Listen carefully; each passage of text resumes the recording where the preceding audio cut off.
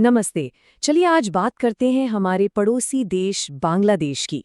वहाँ हाल ही में चुनाव हुए हैं और इसके जो नतीजे आए हैं ना, वो भारत के लिए बहुत मायने रखते हैं। आइए समझते हैं कि ये बदलाव हमारे लिए एक नई चुनौती कैसे बन सकता है। देखिए, साल 2026 जो है ना, ये पूरी दुनिया में बड़े-बड़े राजनीतिक बदलावों का साल है। नेपाल से लेकर अमेरिका तक हर जगह चुनाव का माहौल है। लेकिन आज हमारा फोकस रहेगा बांग्लादेश पर, क्योंकि वहां के नतीजों ने एक बिल्कुल नई बहस छेड़ दी है। तो चलिए, अब सीधे मुद्दे पर आते हैं, देखते हैं कि बांग्लादेश के चुनाव में आखिर हुआ क्या और कौन सी नई सरकार वहां बन रही है। तो चुनाव में जो साफ साफ विजेता बनकर उभरी हैं वो है बांग्लादेश नेशनलिस्ट पार्टी यानी बीएनपी। उन्होंने एक बहुत ही ठोस जीत हासिल की है। और इस जबरदस्त जीत के साथ ही श्री तारिक रहमान बांग्लादेश के अगले प्रधानमंत्री बनने जा रहे हैं। अब देखिए, डिप्लोमेटिक लेवल पर तो शुरुआत में सब कुछ ठीक ठाक ही लग रहा है। बीएनपी ने प्रधानमंत्री मोदी की बधाई का शुक्रिया भी अदा किया है। इससे यही लगता है कि वो भारत के साथ काम करना चाहते हैं, भले ही पुराने रिश्ते जैसे भी रहे हों। अब आते हैं इस चुनाव से जुड़ी सबसे बड़ी और सबसे जरूरी चिंता पर। इसे कहा जा रहा है रंगीन नक्शे की चिंता। चलिए समझते हैं ये है क्या। हाँ, तो सवाल यही उठता है कि आखिर इस चुनाव को असामान्य क्यों कहा जा रहा है। इसका जवाब दरअसल चुनाव के हालात में ही छिपा है। देखिए, इस चुनाव की सबसे बड़ी और अजीब बात ये थी कि जो मुख्य विपक्षी पार्टी थी, शेख हसीना की अवामी लीग, उसे हिस्सा ही नहीं लेने दिया गया। और इसके चलते वहां एक बहुत बड़ा पॉलिटिकल वैक्यूम, मतलब एक राजनीतिक शून्य पैदा हो गया। और हुआ ये कि इस खालीपन का फायदा उठाया एक कट्टरपंथी पार्टी जमात ने। अनुमान है कि उन्होंने लगभग 60 से 70 सीटें जीत ली हैं। और ये जो आंकड़ा है ना, ये बहुत कुछ कहता है। आप जरा इस रंगीन नक्शे को देखिए।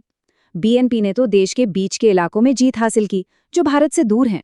लेकिन चिंता की बात यह है कि जमात ने उन इलाकों में सीटें जीती जो सीधे सीधे हमारे पश्चिम बंगाल की सीमा से लगते हैं।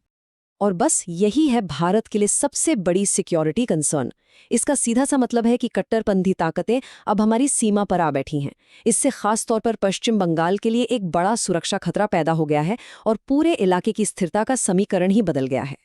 तो चलिए अब आगे बढ़ते हैं और देखते हैं कि भारत की सुरक्षा और अर्थव्यवस्था पर इसका सीधा सीधा क्या असर पड़ने वाला है। देखिए, भारत की बांग्लादेश से उम्मीदें बहुत सीधी सादी हैं। हम ये नहीं कह रहे कि आप हमारे लिए कोई जंग लड़िए। हमारी बस एक ही बहुत बुनियादी मांग है कि अपनी जमीन का इस्तेमाल आतंकवादियों को पनाह देने या सीमा पार हमलों के लिए मत होने दीजिए। अच्छा, इस मामले पर जो नए प्रधानमंत्री हैं तारिक रहमान, उनका ऑफिशियल स्टैंड काफ़ी प्रैक्टिकल लगता है। उन्होंने बांग्लादेश फर्स्ट की पॉलिसी की बात की है और ये भी साफ कहा है कि वो किसी भी तरह के धार्मिक उग्रवाद या आतंकवाद को बर्दाश्त नहीं करेंगे। लेकिन कुछ मुश्किलें भी हैं जिन पर नजर रखनी होगी। पहला तो है सीमा का मुद्दा। ऐसा हो सकता है कि नई सरकार अपनी पॉलिटिकल नैरेटिव बनाने के लिए, मतलब अपनी राजनीति चमकाने के लिए, बॉर्डर पर बीएसएफ की कार्रवाई को लेकर बेवजह शिकायतें करें। दूसरा मुश्किल पॉइंट हो सकता है नदी जल बंटवारा।